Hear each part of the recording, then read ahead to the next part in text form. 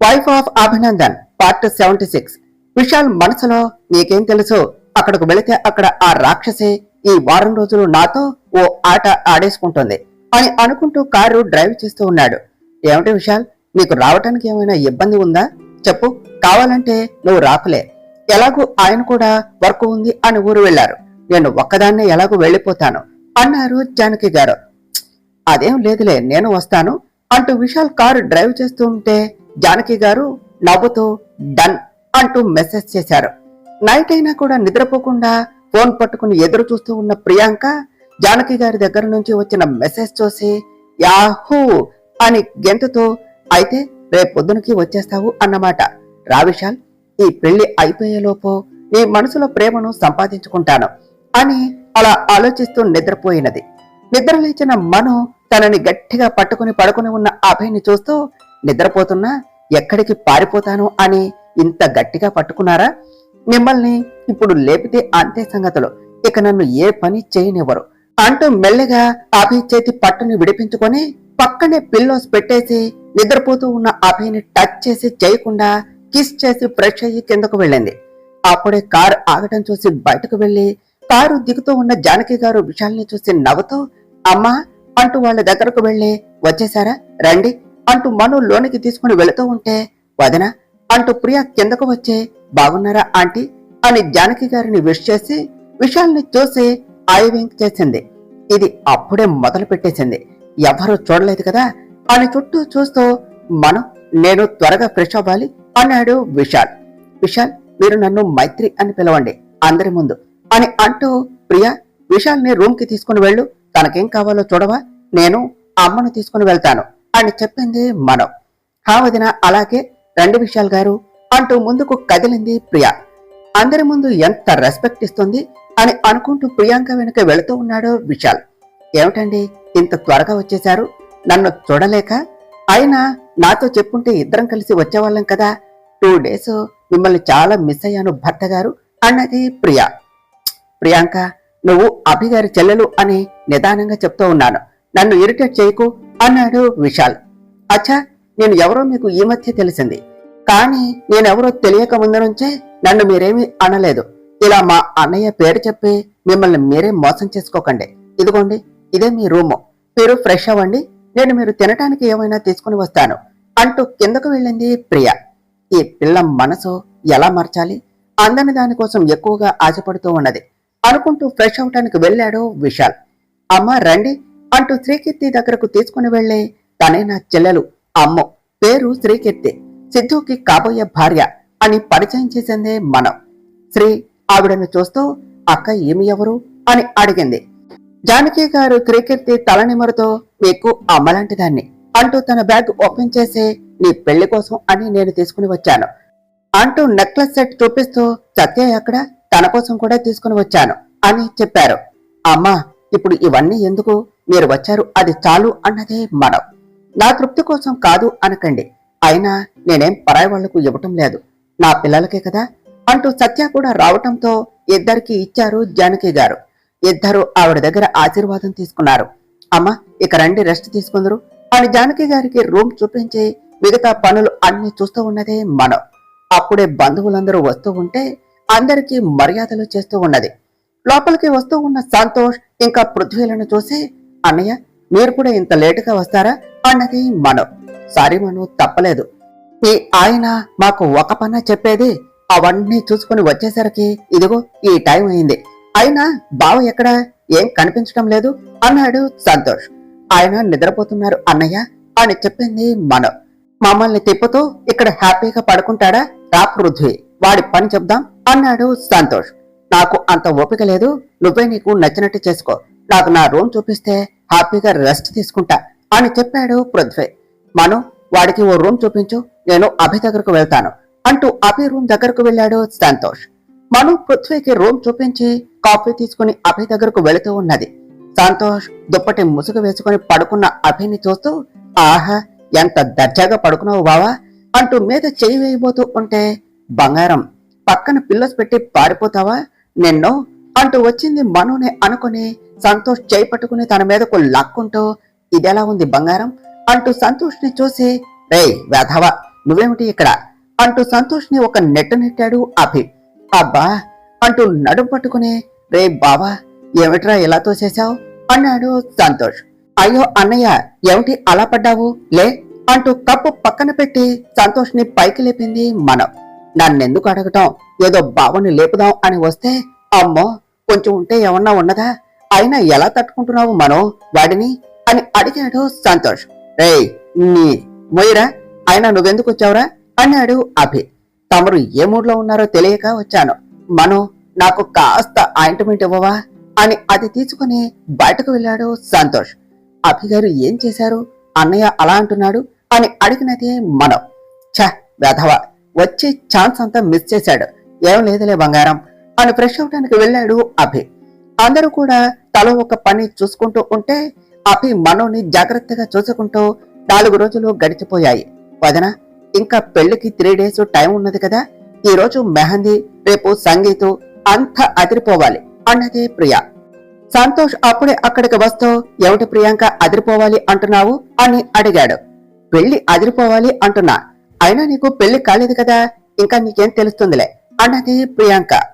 అబ్బో నీకేదో 10-12 పెళ్లిళ్ళు అయినట్టు, నీకు కాలేదు కదా అన్నాడు సంతోష్.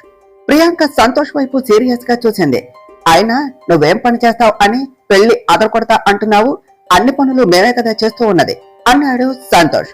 నేను చేయలేదు అని నీకు చెప్పానా, నీకన్నా ఎక్కువ నేనే చేశాను అన్నది ప్రియా. ఓయబ్బో ఏమిటో ఆ పని అని అడిగాడు Santosh. Mind your own business, మీ పని మీరు చూసుకోండి అన్నది ప్రియా. ఆ మాటకి అందరూ నవ్వుతూ ఉంటే సంతోష్ కోపంగా చూశాడు. ఇల్లంతా కూడా పెళ్లి సందడితో వెలిగిపోతూ ఉంటే అదంతా చూసి సంజన కోపం పెరిగిపోతూ ఉన్నది. మాణిక్యమ్మ గారు మనో దగ్గరకు వచ్చే, మైత్రి కన్నయ్య ఎక్కడా అని అడిగారు. కాలు వస్తే మాట్లాడుతున్నాడు అమ్మమ్మ అని మనో అంటూ ఉండగానే అభి వచ్చి, ఏమన్నా కావాలా గ్రాని అన్నాడు. ఆ కన్నయ్య, ఈరోజు అమ్మవారి దగ్గర పూజలో పెళ్లి కూతురు చీరలు పెట్టాలి, అవి తీసుకున్నాం కానీ అమ్మవారికి చీర తీసుకోలేదు, మీరు వెళ్లి తీసుకుని రండి అని మాణిక్యమ్మ గారు చెప్పటంతో మనో అభి కలిసి షాపింగ్ మాల్ కు వెళ్లి చీరలు చూస్తూ ఉన్నారు. అక్కడ కావలసిన చీర తీసుకుని వస్తూ ఉన్న అభి చూపు అక్కడే ఉన్న లెహంగాపై పడింది. నెమలి పించం, కంఠం రంగు, గ్రీన్ కలరు బోర్డరు, చాలా అంటే చాలా బాగున్నది.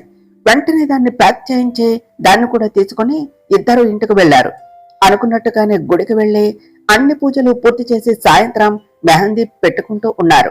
అందరూ కూడా తమ తమ చేతుల్లో వాళ్లకు నచ్చిన వాళ్ల పేర్లను రాయించుకుంటూ ఎంతో అందంగా ఉంటే సంజన కూడా అభి పేరు రాయించుకోవాలి అని ఏ లెటర్ చెప్పి అది వేయమని చెప్పింది. అది చూసి మనుకి కోపం వస్తూ ఉన్నా అందరి ముందు గొడవ చేయటం ఇష్టం లేక సైలెంట్ గా ఉన్నది. అదంతా చూస్తూ ఉన్న శ్రీకీర్తి కోపంతో, మా బావ పేరు ఇది రాయించుకుంటుందా, అలా ఎలా కానిస్తాను అంటూ సంజన దగ్గరకు వెళ్లి, సంజన మా అందరి చేతులకి మెహందీ ఉన్నది, కాస్త మాకు వాటర్ తీసుకుని వస్తావా అని అడగటంతో సంజన వెళ్ళింది. అప్పటికి సిద్ధుకి అంతా చెప్పిన శ్రీ సిద్ధు తెచ్చిన వాటిని అక్కడ ఉన్న కోన్స్ లో రీప్లేస్ చేసి ఏం తెలియనట్టు ఉన్నది. నెక్స్ట్ సంజన ఆ కోన్స్ చేతిపై వేయించుకోగానే కాసేపటికి రియాక్షన్ వస్తూ చేయంతా దురదగా ఉన్నది అని గోలగోల చేసింది. దురదకుంటాకు దురదగా ఉండక ఎలా ఉంటుంది, లేదంటే మా బావ పేరు కావాలా, ఇప్పుడు బాగా రాయించుకో అని అనుకుంటూ, అయ్యో సంజన నీకు ఆ కోన్స్ పడక రియాక్షన్ చూపించింది అన్నదే శ్రీకీర్తి. అందుకే దక్కని వాటి కోసం ఆశపడకు సంజన, అదే కోన్స్ అంటున్నా, వెళ్లి ఆ చేతులకు మందు రాసుకో అని చెప్పింది మనం. సంజన వెళ్ళగానే అందరూ నవ్వుకుంటూ హైఫై ఇచ్చుకున్నారు. నెక్స్ట్ డే ఈవినింగ్ అందరూ సంగీత్ కోసం రెడీ అవుతూ ఉంటే అభి మనో దగ్గరకు వచ్చి, బంగారం ఏం చేస్తున్నావు అని అడిగాడు. రెడీ అవుతున్న అభి గారు అంటూ చెవికి జుంకా పెట్టుకుంటూ ఉంటే మనోని వెనక నుంచి హత్తుకుంటూ, బంగారం నువ్వు రోజు శారీస్ లోనే కదా ఉండేది, కానీ ఈ రోజు అలా కాదు అంటూ మనో ముందు ఓ ప్యాకెట్ పెట్టి, నువ్వు ఈ రోజు దీన్నే వేసుకోవాలి, నేను వెయిట్ చేస్తూ ఉంటాను, త్వరగా రా బంగారం అని చిన్నగా కిస్ చేసి బయటకు వెళ్ళాడు అభి. మనం ఆ ప్యాకెట్ ఓపెన్ చేసి అందులో ఉన్న లెహంగా చూసి చాలా బాగుంది అని అనుకుంటూ, మా ఆయన నా కోసం ప్రేమగా ఇస్తే వద్దు అంటానా అంటూ మనం ఆ డ్రెస్ వేసుకుని కిందకు వస్తూ ఉన్నది. బయట సంతోష్ వాళ్లతో మాట్లాడుతూ మను కోసం వెయిట్ చేస్తూ ఉన్న అభి ఒక్కసారిగా మాట్లాడటం ఆపేసి ఏదో అద్భుతాన్ని చూస్తూ ఉన్నట్టు అంతే చూస్తూ ఉన్నాడు. అభి అలా ఉండటంతో సంతోష్ వాళ్ళు కూడా చూసి నవ్వుతూ, బావా అలా చూస్తే మా చెల్లికి దిష్టి తగులుతుంది, కాస్త చూపు మార్చు అనటంతో కాన్షియస్ లోనికి వచ్చి మను దగ్గరకు వెళ్ళాడు. మను కళ్ళతోనే ఎలా ఉంది, నచ్చిందా అన్నట్టు చూసింది. అభి అలానే మను దగ్గరకు వచ్చి ప్రేమగా చంపనిమురుతో కంటి కొసల దగ్గర కాటుకుని తీసి మను నడుంపై పెడుతూ, నన్ను నేనే మర్చిపోయేలా ఉన్నావు బంగారం అంటూ మనుని తీసుకుని కిందకు వెళ్ళాడు. ప్రియాంక మైక్ తీసుకుని స్టేజ్ మీదకు వెళ్లి, hi, good evening to all. ఈ రోజు మనం సంగీత్ ని మామూలుగా ఎంజాయ్ చేయకూడదు. అందరూ తమ తమ వయసులో మరిచి ఈ రోజు అంతా ఆడాలి, పాడాలి, సరేనా? ఇంకా లేట్ చేయకుండా ప్రోగ్రామ్ స్టార్ట్ చేసేద్దాం. ఇక్కడ పెళ్లి అయిన వాళ్ళు కాని వాళ్ళు చాలా మంది ఉన్నారు. సో అయిన వాళ్లకు ఏం ప్రాబ్లం లేదు, వాళ్ల పేరు వాళ్లకు ఉంటుంది, కాబోయే వాళ్లకు కూడా ఉంది. ఇంకా కావలసింది మా బ్యాచిలర్స్ కు. కాబట్టి నేను ఒక గేమ్ ప్లాన్ చేశాను. ఈ 2 బౌల్స్ లో ఒక దానిలో పెళ్లి కాని అమ్మాయి పేర్లు, ఇంకో దానిలో అబ్బాయి పేర్లు ఉన్నాయి. ఇందులో ఒక చీటీ అండ్ దానిలో ఒకటి రాండమ్ గా ఎవరు వస్తే వాళ్ళు వెయ్యాలి. ఓకే? కాదు కూడదు అంటే కుదరదు అంటూ విశాల్ని చూసి చిన్నగా నవ్వింది. విశాల్ మనసులో డౌట్ లేదు, ఇదేదో గట్టిగానే ప్లాన్ చేసింది అని అనుకుంటూ ఉండగానే ప్రియాంక ఒక స్లిప్ తీసి, ఓ ఫస్ట్ నేమ్ నాదే వచ్చింది, మరి నాకు పేరుగా ఎవరు వస్తారో అని అనుకుంటూ ఇంకో స్లిప్ తీసి, it's none other than Vishal అని అనడంతో అందరూ విశాల్ ని స్టేజ్ పైకి తోశారు. వద్దు అన్నా వినకుండా, ఏమండి అందరూ మనల్ని చూస్తున్నారు, ఇక స్టార్ట్ చేద్దామా అని అనగానే మ్యూజిక్ స్టార్ట్ అయ్యింది. ప్రియాంక పాటకు తగ్గట్టు స్టెప్స్ వేస్తూ తన ప్రేమను చెప్పకనే చెప్తూ ఉంటే విశాల్ కూడా ఆ పాటకు తగ్గట్టు అభినయిస్తూ ఉన్నాడు. ఆ సాంగ్ అంతా కూడా క్యూట్ గా ఎక్స్ప్రెషన్స్ పెడుతూ విశాల్ వెనక్కి తిరుగుతూ ఉంటే ఎందుకో విశాల్ కూడా తనను చూసి చిన్నగా నవ్వాడు. విశాల్ మొహంలో ఆ నవ్వును చూసిన ప్రియాంక చాలా హ్యాపీగా ఫీల్ అయ్యింది. సాంగ్ కంప్లీట్ అయ్యాక మళ్ళీ మైక్ తీసుకొని, ఇప్పుడు కాబోయే కపుల్ ఎవరిని పిలుద్దాం, సత్య ఇంకా వంశీ గారు అనటంతో ఇద్దరు స్టేజ్ పైకి వచ్చారు. వాళ్ళ సాంగ్ కంప్లీట్ అయ్యాక ప్రియాంక మైక్ తీసుకుంటూ, వాహ్ లిటిల్ స్టార్, క్యూట్ క్యూట్ గా బాగా చేసింది, ఇప్పుడు నెక్స్ట్ ఎవరో చూద్దాం అంటూ స్లిప్ తీసి, ప్రీతి, మరి ప్రీతికి పేరెవరో చూద్దామా అంటూ స్లిప్ తీసి పృథ్వీ అని చదివి, పృథ్వీ ఏసీపీ గారు రావాలి, మీరు పోలీస్ అయినా అది బయట, ఇక్కడ అందరూ ఒక్కటే, రావాలి రావాలి అని ప్రియా అరుస్తూ ఉంటే అభి పృథ్వీ వెళ్ళు అనగానే సంతోష్ ఎత్తి స్టేజ్ పై వేయగానే ఇద్దరు కూడా ఇష్టం లేకుండానే డాన్స్ స్టార్ట్ చేశారు. డాన్స్ చేస్తున్నంతసేపు కూడా ప్రీతిని చూస్తూ ఉన్న పృథ్వీ డాన్స్ అయిపోగానే ప్రీతిని అంతే వదిలేసి వెంటనే కిందకు దిగిపోయాడు. ప్రీతి వెళ్తూ ఉన్న పృథ్వీని చూస్తూ, ఇదేమిటి ఇప్పటి వరకు బాగానే చేశాడు, అంతలో ఇలా వెళ్ళిపోతున్నాడు అని అనుకుంటూ స్టేజ్ దిగిపోయింది. హా పోలీస్ సాబ్, ముందు సిగ్గుపడ్డా బాగానే చేశారు, ఇప్పుడు మన న్యూ కపుల్ పాట ముందే సెలెక్ట్ చేసుకున్నారట, చూద్దాం, లెట్స్ వెల్కమ్ సిద్ధుతో అమ్ము అని పిలిచింది ప్రియాంక. సిద్ధు శ్రీకీర్తి ఇద్దరు ఒకరి చేయి ఒకరు పట్టుకుని స్టేజ్ ఎక్కి డాన్స్ స్టార్ట్ చేశారు. అందరూ వాళ్ళిద్దరు డాన్స్ చూసి గట్టిగా క్లాప్స్ కొడుతూ ఉంటే శ్రీ మైక్ తీసుకుని, ఇప్పుడు నేను మా అక్క బావ కోసం ఓ డాన్స్ అంటూ మళ్ళీ డాన్స్ చేయటం స్టార్ట్ చేసింది. అలా శ్రీకీర్తి డాన్స్ చేస్తూ ఉంటే అభి మను వైపు చూసి చిన్నగా నవ్వుతూ ఉంటే మను అందంగా సిగ్గుపడుతూ ఉన్నది. అదంతా కూడా చూస్తూ సంజనాకి ఒళ్ళు మండిపోతూ ఉన్నది. నెక్స్ట్ ఎవరో మరి చూద్దాం అంటూ స్లిప్ ఓపెన్ చేసి సంజన అని చెప్పింది ప్రియాంక. బావా దానికి బలయ్యే బకరా ఎవరో మరి అన్నాడు సంతోష్. సంజన పేరప్ ఎవరు అంటే సంతోష్ అని అరిచింది ప్రియాంక. ఫ్లోలో అన్నా బాగానే అన్నవరా బకరా అని, కానీ అది నువ్వే అని లేట్ గా తెలుసుకున్నావు అని నవ్వాడు అభయ్. నవ్వకు బావా, నాకు కాలుతుంది, అయినా దానితో నేను డాన్స్ ఏమిటి, చస్తే చేయను అన్నాడు సంతోష్. సంతోష్ ఎక్కడున్నా రావాలి, రావాలి, త్వరగా రావాలి అన్నది ప్రియాంక. ఈసారి పృథ్వీ సంతోష్ ని ఎత్తుకుని మరి స్టేజ్ పై వదిలేశాడు. సంజనాకి అదంతా చూసి కోపం వస్తూ ఉన్నా తప్పక సంతోష్ తో డాన్స్ చేయడం స్టార్ట్ చేసింది. ఓలమ్మి తిక్కరేగిందా, ఒళ్ళంతా తిమ్మిరెక్కిందా అంటూ సంతోష్ సంజనాని ఇష్టం వచ్చినట్టు కొడుతూ ఉంటే సంజన ఆ దెబ్బలు తట్టుకోలేక అంతే డాన్స్ చేస్తూ ఉన్నది. తెలిసిన వాళ్ళు తెలియని వాళ్ళు కూడా ఆ డాన్స్ ని బాగా ఎంజాయ్ చేస్తూ ఉన్నారు. డాన్స్ అంతా కంప్లీట్ అయ్యాక, చూడు ఎలా ఇచ్చానో, ఏరుకొని మరి సెలెక్ట్ చేశాను, లేదంటే నన్నే ఇరికిస్తావా, కిందకి రా నీ పని చెప్తా అని ప్రియాంకతో చిన్నగా అనేసి కిందకు దిగాడు సంతోష్. సంజన సంతోష్ కొట్టిన దెబ్బలకు ఒళ్ళంతా పాముకుంటూ స్టేజ్ దిగింది. ఏడ్చావులే కాని ఈ రోజు నువ్వు మంచి పని చేసావురా అయ్యా, దాన్ని బాగా కుట్టావు, అందుకే ఈ రోజుకి వదిలేస్తున్నా, ఎంజాయ్ అంటూ స్టేజ్ ఎక్కేసి, హా ఇప్పుడు నెక్స్ట్ ఎవరు అంటే మీరంతా ఎప్పుడెప్పుడు అని ఎంతగానో వెయిట్ చేస్తూ ఉన్నా మా అభి అన్నయ్య, మా అభి అన్నయ్య భార్య మైత్రి వదిన అని చెప్పింది ప్రియాంక. అభి గారు, మనం ఎలా డాన్స్ చేస్తామండి, ప్రియాకు తెలియక పిలుస్తూ ఉన్నది, వద్దు అని చెప్పండి అన్నది మనం. బంగారం, నువ్వు టెన్స్ అవ్వకు, నీతో నేను డాన్స్ చేయిస్తాను, నీ వెనక నేను ఉన్నాను కదా బంగారం అంటూ మను చెయ్యి పట్టుకుని స్టేజ్ మీదకు తీసుకుని వెళ్ళాడు అభి. అభి చిన్నగా మను చెయ్యి పట్టుకుంటుంటే మను కూడా అభి కళ్ళల్లోనికి చూస్తూ అభికి తగ్గట్టుగా చేస్తూ ఉంటే అభి మను చేత చిన్నగా డాన్స్ చేస్తూ ఉన్నాడు. మను తనను వదిలి వెళ్లిపోవటం, మైత్రిని పెళ్లి చేసుకోవటం, తనను బాధ పెట్టడం అవన్నీ కూడా ఫ్లాషెస్ లా అభి కళ్ళకు కనిపిస్తూ ఉన్నాయి. అభి ఫీల్ అవుతున్నాడు అని మను అభికి దగ్గరగా రాగానే నవ్వుతూ మనుని చూస్తూ తన ప్రేమనంతా కూడా ఆ పాటలోనే చూపిస్తూ ఉన్నాడు. అందరూ కూడా వాళ్ళ ఇద్దరిని అంతే మర్చిపోయి అలా చూస్తూ ఉన్నారు. సాంగ్ కంప్లీట్ అవగానే మనుని ఆమాంతం పైకెత్తుకుని అలా చిన్నగా గాల్లో తిప్పుతూ కిందకు దించి ఫార్ హెడ్ పై కిస్ చేసి హ్యాపీనా బంగారం అన్నాడు అభి. మను అభిని హక్ చేసుకుని చాలా అండి అని ఆనందంగా నవ్వుతూ ఉన్నది. అందరూ వాళ్లను అలా చూసి క్లాప్స్ కొడుతూ ఉంటే ఇద్దరు ఒకరికి ఒకరు దూరం జరిగారు. ప్రియాంక స్టేజ్ పైకి వచ్చి, వావ్ అన్నయ్య, మీ ఇద్దరు ఎంత బాగా చేశారో, such a wonderful couple, you are the best for my వదిన అని అంటూ ఉంటే ఇద్దరు చిన్నగా నవ్వేసి కిందకు వెళ్లిపోయారు. అలా ఆ సంగీత్ కూడా కంప్లీట్ అయ్యాక అందరూ ఎవరి రూమ్ కు వాళ్ళు వెళ్లిపోయారు. తెల్లారితే మళ్లీ పెళ్లి అని విశాల్ ఒక్కడే బయట లాన్ లో కూర్చొని ఆలోచిస్తూ ఉన్నాడు. ప్రియాంక అక్కడికి వచ్చి, ఏమిటి విశాల్ అంతలా ఆలోచిస్తూ ఉన్నావు, నా నుంచి ఎలా తప్పించుకోవాలా అనా? అదైతే కష్టం విశాల్, ఎందుకంటే నా ప్రాణం పోయినా నిన్ను మాత్రం మరువను, ఇంకొకరిని నా లైఫ్ లో ఇమాజిన్ చేసుకోను, చావైనా బ్రతకైనా నీతోనే అని చెప్పింది.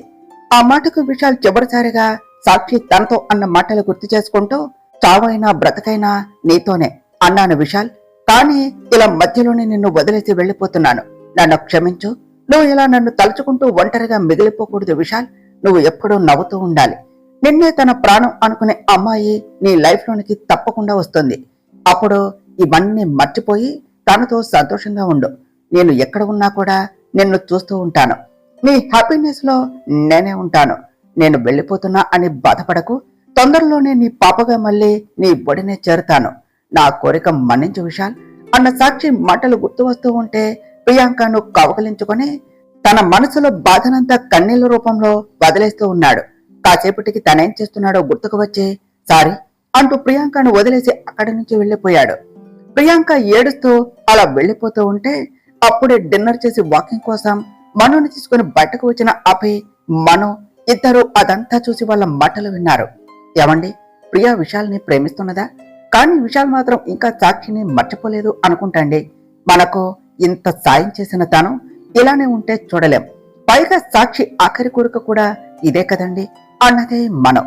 అవును బంగారం, మనకు చాలా హెల్ప్ చేశారు, దానికి ఏమిచ్చినా తక్కువే, నేనే విశాల్తో మాట్లాడి తనను ప్రియాకు ఇచ్చి పెళ్లి చేయాలి అని అనుకున్నాను, అప్పుడు సాక్షి కోరిక కూడా తీరుతుంది అని నేనే టైం చూసి ఇద్దరితో మాట్లాడాలి అనుకున్నాను, కానీ ప్రియానే విశాల్ని ఇష్టపడుతూ ఉన్నది, విశాల్తో ఒకసారి మాట్లాడితే తన మనసులో ఏమున్నదో తెలుస్తుంది, ఈ పెళ్ళయ్యాక మాట్లాడదాం అన్నాడు అభి. నెక్స్ట్ డే 2 గంటలను అందంగా ముస్తాబు చేసి అందరూ కలిసి గుడికి బయలుదేరారు. అప్పటికే ముహూర్తం సమయం అవటంతో పెళ్లి పనులు అన్ని కూడా చకచక జరుగుతూ ఉన్నాయి. ఇవేమీ ఇష్టం లేని ఇంద్రాణి ఓ పక్క స్తబ్దుగా కూర్చున్నది. మను ఇంద్రాణి దగ్గరకు వెళ్లి, అత్తయ్య, మీకు ఇష్టం ఉన్నా లేకున్నా సిద్ధు తనను ప్రేమించాడు, తనని కాదు అని ఇంకొకరిని తన లైఫ్ లో ఊహించుకోలేడు, మీరు ఇలా కూర్చుంటే ఎలా చెప్పండి, జరిగేది మీ అబ్బాయి పెళ్లే కదా, రండత్తయ్య అని పిలిచింది. నేనెందుకు, ఉన్నారుగా నువ్వు నీ మొగుడు, మీరిద్దరే జరిపిస్తున్నారు కదా ఈ పెళ్లిని, వాడికి కూడా నేను ఒకదాన్ని ఉన్నాను అని గుర్తులేదు, మీరే వెళ్ళి చేసుకోండి అని చెప్పింది ఇంద్రాణి. బంగారం, ఏమిటి మామతో మాటలు, అక్కడ కన్యాదానం చేయాలట పద అని తీసుకుని వెళ్లి ఆవిడ చెప్పినా మారదు, అవన్నీ వదిలేసి హ్యాపీగా నీ చెల్లి పెళ్లి ఎంజాయ్ చేయి పద అన్నాడు అభి. ఇద్దరు శ్రీకీర్తి తల్లిదండ్రుల స్థానంలో సిద్ధు కాళ్లు కడిగి కన్యాదానం చేశారు. అనుకున్నట్టుగానే సమయంగా ఇరు జంటల మంగళ్యధారణ పూర్తి అవటంతో వాళ్ళ చేత చేయించవలసిన మిగతా తంతు అంతా కూడా పూర్తి చేయించి తిరిగి వస్తూ ఉంటే వంశీ వాళ్ళ అమ్మ నాన్న కొత్త కోడలితో మా ఇంట గృహప్రవేశం చేయించుకుంటా అని అనటంతో అందరూ బాధగా సత్యను వాళ్లతో పంపించారు. సత్య కూడా మనోని హక్ చేసుకుని ఏడుస్తూ మనో జాగ్రత్త అని అభికి చెప్పి వంశీ వాళ్లతో స్టార్ట్ అయ్యింది. ఇంకా సిద్ధు శ్రీకీర్తిని తీసుకుని ఇంటికి వెళ్లి వాళ్లను లోనికి తీసుకుని వెళ్తూ ఉంటే ప్రియాంక వాళ్లకు అడ్డుగా వచ్చి అలా ఎలా వస్తారు వదిన గారు అంటూ ఆట పట్టిస్తూ ఇద్దరిని పేర్లు చెప్పి రావాలి అని చెప్పింది. నేను నా రౌడీ బేబీ కలిసి వచ్చాం అని చెప్తూ ఉంటే శ్రీ సిద్ధు చేతిని చిన్నగా గిల్లింది. అందరూ అది చేసి నవ్వుతూ ఉంటే నిజంగానే ఇది రౌడీ బేబీనే అని సిద్ధు కూడా నవ్వాడు. చిన్న వదిన గారు ఇప్పుడు నువ్వే చెప్పాలి చెప్పాలి అంటూ అల్లరి చేసింది ప్రియాంక. శ్రీ సిగ్గుపడుతూ నా పేరు శ్రీకీర్తి, నా అమూల్ బేబీ పేరు సిద్ధార్థ్, కలిసి వచ్చాం అని చెప్పింది. ఇంకా చాలే అమ్మా, కొత్త కోడలతో దీపం వెలిగించు అని మాణిక్యమ్మ గారు మనుతో చెప్పటంతో మను శ్రీని తీసుకుని వెళ్లి దీపం పెట్టించింది. అభి మను ఇద్దరు కలిసి రూమ్ ని డెకరేట్ చేస్తూ ఉన్నారు. అభి మన్నును చూసి బంగారం మన ఫస్ట్ నైట్ మిస్ అయ్యాం కదా అన్నాడు. ఫస్ట్ నైట్ మిస్ అయితేనే మీరు తండ్రి అవుతూ ఉన్నారా అభి గారు అని అడిగింది మను. అది వేరు ఇది వేరు బంగారం అన్నాడు అభి. అన్ని ఒకటేలే అభి గారు, ముందు ఈ పని చూడండి, అవతల ముహూర్తం టైం అవుతున్నది అని చెప్పింది మను. అసలు ఫస్ట్ నైట్ ఒక్కటే ఏమిటి బంగారం, చాలా నైట్స్ మిస్ అయిపోయాము. పెళ్ళైన 8 నెలలకు కానీ దేవి గారు కనుకరించలేదు కదా అన్నాడు అభి. ఆహా, ఎంత చక్కగా చెప్తున్నారండి, చాలే ఆపండి, ఎవరన్నా వింటే నవ్వుతారు, ముందు పదండి స్వామి అంటూ అభిని తీసుకుని వెళ్లి సిద్ధు శ్రీని గదిలోనికి పంపించారు. సిద్ధు రూమ్ లో శ్రీ కోసం వెయిట్ చేస్తూ ఉంటే శ్రీ పాల గ్లాస్ తో వచ్చి సిద్ధు ముందు ఫస్ట్ టైం సిగ్గుపడుతూ నిల్చున్నది. నా రౌడీ బేబీకి సిగ్గుపట్టం వచ్చా అంటూ శ్రీ దగ్గరగా వెళ్లి శ్రీ తల ఎత్తి తన కళ్ళలోనికి చూస్తూ, నా దగ్గర సిగ్గెందుకు అమ్మో, నువ్వెప్పుడు నా కళ్ళలోనికి చూస్తూ మాట్లాడతావు చూడు, ఆ చూపుకే నేను పడిపోయింది, నువ్వు అలా ఉంటేనే నాకు ఇష్టం అని చెప్పాడు. శ్రీ పాలు అంటూ గ్లాస్ ముందుకు పెడుతూ, అక్క ముందు మీకు పాలు ఇవ్వమని చెప్పింది అని అన్నది. ఆహా, ఇంకేం చెప్పారు మా వదిన అంటూ పాల గ్లాస్ తీసుకుని సగం తాగి శ్రీ చేత తాగించి, నన్ను ఏమన్నావే, బయట అందరి ముందు అమూల్ బేబీ అనా? ఈ అమూల్ బేబీ ఏం చేస్తాడో ఇప్పుడే చూపిస్తా అంటూ శ్రీని ఎత్తుకుని బెడ్ పై పడేసి లైట్ ఆఫ్ చేసేస్తూ శ్రీని అల్లుకుపోయాడు సిద్ధు. నెక్స్ట్ డే అందరూ వెళ్లిపోయినా సిద్ధు శ్రీకీర్తి చేత చేయించవలసిన కార్యక్రమాలు అన్ని పూర్తి చేసి 3 రోజుల తర్వాత అందరూ కలిసి రిటర్న్ అయ్యారు. ఇంటికి వచ్చిన సిద్ధు శ్రీకీర్తిలకు అభి ఇచ్చిన గిఫ్ట్ తో హ్యాపీగా హనీమూన్ ఎంజాయ్ చేయడానికి వెళ్లిపోయారు. పృథ్వీ ఏం చేస్తున్నాడు ఆ జేపీ, అంత అర్జెంటుగా రమ్మన్నావు అని అడిగాడు అభి. ఇన్ని రోజులు కొడుకుకి అలా ఉండటంతో హాస్పిటల్లోనే ఉన్నాడు, కానీ నిన్న డీలర్స్ గోల చేయటం వల్ల డ్రగ్స్ ని అందరికి హ్యాండ్ ఓవర్ చేస్తున్నాడు అని చెప్పాడు పృథ్వీ. అయితే రేపటితో వాడి చాప్టర్ కూడా క్లోజ్ చేయాలి, వాడెవడు అనేది రేపు ప్రపంచం మొత్తానికి తెలియాలి అంటూ వాళ్ళు ఏం చేయాలో అంతా చెప్పాడు అభి. ఓకే ఫైన్ అభి, రేపు నువ్వు చెప్పినట్టే అంతా చేస్తాం అని చెప్పాడు పృథ్వీ. ఓకే ఫైన్ అంటూ వచ్చేశాడు అభి. ఇక ఎప్పటికీ అంతే అని డాక్టర్స్ చెప్పడంతో ప్రవీణ్ ని ఇంటికి తీసుకుని వచ్చాడు. తనని చూస్తూ, నిన్ను ఎవరు ఇలా చేశారో తెలియటం లేదు, వాళ్ళు ఎవరైనా కానీ వదలను అంటూ ఫోన్ రావటంతో కాల్ అటెండ్ చేసి వెంకట్ అని పిలవటంతో వెంకట్ అక్కడికి వచ్చాడు. జేపీ వెంకట్ ని చూస్తూ, చూడు తను నాకు బాగా కావలసిన వాడు, తనకేమీ కాకుండా చూసుకో, రేపు నాకు చాలా ఇంపార్టెంట్ వర్క్ ఉన్నది అంటూ ఎవరికో కాల్ చేశాడు. వాళ్ళు ఆ ఇన్ఫర్మేషన్ అంతా ప్రవీణ్ కి తెలుసు, అదంతా కూడా తనే చూసుకుంటాడు అని చెప్పటంతో తన కొడుకుని చూస్తూ, ఈ సామ్రాజ్యం చూసుకోవలసిన వాడు ఇలా బెడ్ పై ఉన్నాడు, ఇప్పుడు ఎలా చెప్తాడు అంటూ తన ఫోన్ లో ఏమన్నా ఇన్ఫర్మేషన్ ఉంటుందేమో అని ప్రవీణ్ ఫోన్ తీసుకుని చెక్ చేస్తూ ఉన్నాడు. ఆ రోజు ప్రవీణ్ తీసిన ఫొటోస్ చూసి షాక్ అయ్యాడు. అంటే వీడైనా దీన్ని ప్రేమించిన వాడు అంటూ ఆ ఫొటోస్ అన్ని సంజనకు సెండ్ చేశాడు జెప్పే. వెంకట్ అదంతా చూసి మైత్రి మేడం పక్కన ఉన్నది ఎవరు అని అనుకుంటూ, ఎవరైతే నాకెందుకో, వాళ్లతో ఓ మాట చెప్తే పోతుంది అని అనుకున్నదే తడవగా అభికి కాల్ చేసి, సార్ ఇక్కడ మీ వైఫ్ మైత్రి మేడం పక్కన ఇంకెవరో ఉన్నారు, ఆ ఫొటోస్ చూసి నవ్వుతూ జేపీ సార్ ఎవరికో పంపించారు, మీకు ముందే చెప్తున్నా సార్, నేనైతే అదే చూశాను, అలానే సార్ రేపు ఏదో అర్జెంట్ పని మీద ఊరు వెళ్తున్నారు అని చెప్పాడు. అభి ఓకే అంటూ కాల్ కట్ చేసి, ఇంకా ఇలానే ప్రతిసారి ఆ ఫొటోస్ చూసి నా బంగారం బాధపడటం నాకు ఇష్టం లేదు, ఇన్నాళ్ళు నీ ఐడెంటిటీ ఎవ్వరకు చెప్పలేదు. కానీ ఇక తప్పదు బంగారం. ఈ విషయానికి కూడా చెక్ పెట్టేయాలి. నిన్ను ఎవరు ఏలువెత్తి చూపించే ఛాన్స్ కూడా ఇవ్వను. ఆ జేపీ గాడు దానికే పంపించి ఉంటాడు. రేపటితో వాడి పని ముగించి అది రియాక్ట్ అయ్యేలోపే నువ్వు ఎవరో తెలిసేలా చేసి దానికి దెమ్మ తిరిగే షాక్ ఇస్తాను అంటూ ఇంటికి బయలుదేరాడు. అభి అలా ఆలోచిస్తూ ఇంటికి వచ్చేసరికి ఇల్లంతా నిశ్శబ్దంగా ఉన్నది. ఏమిటి, ఈరోజు ఎవరూ లేరా? ఇంత కామ్గా ఉన్నది. మరి బంగారం ఎక్కడికి వెళ్ళింది అంటూ తన రూమ్ లో చూశాడు. అక్కడ లేకపోవటంతో కిచెన్ లోనికి వెళ్లి అక్కడ వంట చేస్తూ ఉన్న మన్నును చూసి అనుకున్నాను, రూమ్ లో లేకపోతే నువ్వు కన్ఫర్మ్ గా ఇక్కడే ఉంటావు అని వచ్చాను. ఇక్కడే ఉన్నావు. అయినా నేనేం చెప్పాను బంగారం అంటూ మను దగ్గరకు వచ్చాడు. మనం అభి రావటం చూసి వచ్చేశారా, రండి అంటూ అభి మాటలు విని ఏం చెప్పారు అని అమాయకంగా అడిగింది.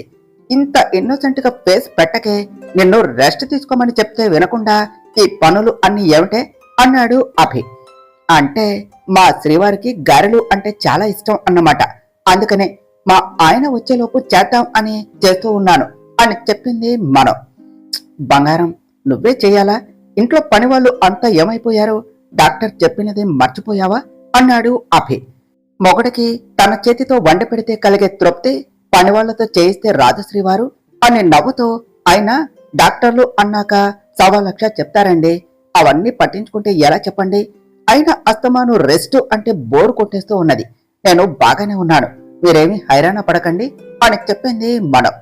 నువ్వు బాగానే ఉంటావు, మన బేబీ స్ట్రెయిన్ అవుదా అన్నాడు అభి. హా, అంటే మీకు నా మీద కన్నా మీ బేబీ మీదే ప్రేమ ఎక్కువగా ఉందా అని అడిగింది మనం. అభి మనుని దగ్గరకు తీసుకుని, పిచ్చి, నాకు బేబీ అంటే ఇష్టమో, బేబీ లాంటి నా బంగారం అంటే ఇష్టమో నీకు తెలియదా? అయినా ఎవరైనా సరే నాకు నీ తర్వాతే తెలుసా అంటూ వెనుక నుంచి పట్టుకున్నాడు అభి. అయ్యో, మీకు వేళపాల లేదు, వదలండి, ఎవరైనా చూస్తే ఏమనుకుంటారు అన్నది మనం. అభిగాడి పెళ్ళం అభిగాడి ఇష్టం, ఎవరో ఏదో అనుకుంటారు అని అనుకున్నది చేయటం ఆపడు. బంగారం, నాకు ప్రేమ లేదు అన్నావు, మరి నా ప్రేమ చూపించకుండా ఎలా అంటూ అభి మనం మెడవంపుల్లో ముద్దలు పెడుతూ ఉన్నాడు. అభిగారు వద్దండి అంటూనే అభికి అడ్డు చెప్పలేక అభికి సహకరిస్తూ ఉన్నది మనం. అభి మనుని అలానే లిఫ్ట్ చేసి అక్కడి డెస్క్ పై కూర్చోపెట్టి, ఇప్పుడు చెప్పవే, నా ప్రేమ నీ మీద మన బేబీ మీద అని అడిగాడు అభి. మనం అభి ముక్కు పట్టుకుని అటు ఇటు ఊపుతూ, ఆ బేబీని ఇస్తున్నా ఈ బేబీ మీద అంటూ నవ్వుతూ, అయ్యో అభిగారు, మీకు పిండయింది అంటూ నవ్వుతూ ఉన్నది. అమ్మని, ఉండవే, నాకే రాస్తావా అంటూ పక్కన గిన్నెలోని పిండి తీసి మనోకి రాశాడు అభి. మను వద్దు వద్దు అంటూ ఉన్నా అభి రాసేయటంతో మను కూడా అభికి రాస్తూ ఉన్నది. అలా ఇద్దరు ఆ గారెల సంగతి మర్చిపోయి వాళ్ళ లోకంలో వాళ్లే ఉన్నారు. అప్పుడే గుడికి వెళ్లి ఇంటికి వచ్చిన మాణిక్యమ్మ గారు తనతో వచ్చిన సుబ్బులతో, సుబ్బులు, ఏదో మాడు వాసన వస్తూ ఉన్నది, ఒకసారి కిచెన్ లోనికి వెళ్లి చూడు అని చెప్పారు. హా అమ్మా, అటాగే. అయినా ఇంత వాసన వస్తుంటే ఏం చేస్తున్నారు అంటూ కిచెన్ లోనికి వచ్చే నేనేం చూడలేదు అంటూ వెనక్కు తిరిగేసి పరిగెడుతూ హాల్లోనికి వచ్చేసింది సుబ్బులు. సుబ్బులు అరుపుకి తేరుకున్న మను అభి ఇద్దరు ఒకరినొకరు చూసుకున్నారు. అయ్యో చూడండి, మీ వల్ల ఏమైందో, గారెలన్నీ మాడిపోయాయి అంటూ ఫస్ట్ స్టవ్ ఆఫ్ చేసేసి, అసలు మీరేం చేశారు చూడండి ఎలా అయిపోయిందో అన్నది మనం. ఇది మరీ బాగుంది, నా పాటికి నేను నా పని నేను చేసుకుంటూ ఉంటే నువ్వే నాకు పిండి రాయటం స్టార్ట్ చేసి మళ్ళీ నన్నే అంటున్నావా బంగారం? This is not fair. ఎప్పుడు కూడా మొగుళ్ళకే కష్టాలా? ఏం జరిగిన పెళ్ళాలు మొగుడిపైన నిందలు వేస్తారా అన్నాడు అభి. ఆపండి, ఏమిటి పెళ్ళాలు అంటున్నారు? ఎంతమంది ఉన్నారేమిటి మీకు పెళ్ళాలు అంటూ కోపంగా గరిటె పట్టుకున్నదే మనం. అబ్బా బంగారం, నిజంగానే టిపికల్ ఇండియన్ వైఫ్ అనిపించావే. మొగుడు అన్న ఇంపార్టెంట్ విషయాలన్నీ వదిలేసి అసలు అర్థమే లేని విషయాలు పట్టుకుని అర్థాలు లాగుతారు. మళ్ళీ ఏమన్నా అంటే స్ట్రైక్లు గట్రా చేస్తారు. అయినా ఉన్న ఒక్క పెళ్ళాన్ని ఇంకా పూర్తిగా చూసుకోలేదు, మళ్ళీ పెళ్ళాలు కూడానా? నా బంగారం ఒక అద్భుతం. ఆ అద్భుతం రోజు కొత్తగా నిన్ను నాకు పరిచయం చేస్తూ ఉన్నది. నిన్ను కాదు అని ఇంకెవరి దగ్గరికి వెళ్తానే అంటూ మను చేతిని పట్టుకుని, అయినా ఏమిటే, కట్టుకున్న మొగుడిపైనే గరిటె ఎత్తుతున్నావు, కొట్టేస్తావా అన్నాడు అభి. హహ, ఈ వంటగది మా ఆడవాళ్ల సామ్రాజ్యం. మరి మీరు వచ్చే ముందు ఇలాంటివి అన్ని ఆలోచించుకుని రావాలి. ముందు మీరు బయటకు వెళ్ళండి, అమ్మమ్మ వాళ్ళు వచ్చేసినట్టున్నారు, అక్క కూడా చూసేసింది. నేను ఇదంతా క్లీన్ చేసి వస్తాను, మీరు వెళ్ళి ఫ్రెష్ అవ్వండి అని చెప్పింది మనం. తర్వాత ఏమి జరిగిందో నెక్స్ట్ పార్ట్లో తెలుసుకుందాం ఫ్రెండ్స్. డియర్ ఫ్రెండ్స్, మీకు గనక ఈ కథ నచ్చినట్లయితే మీ అభిప్రాయాలను కామెంట్ రూపంలో తెలియచేయండి. ఈ వీడియోను లైక్ చేయండి, షేర్ చేయండి, మా ఛానల్ను సబ్స్క్రైబ్ చేసుకోండి ఫ్రెండ్స్. Thank you.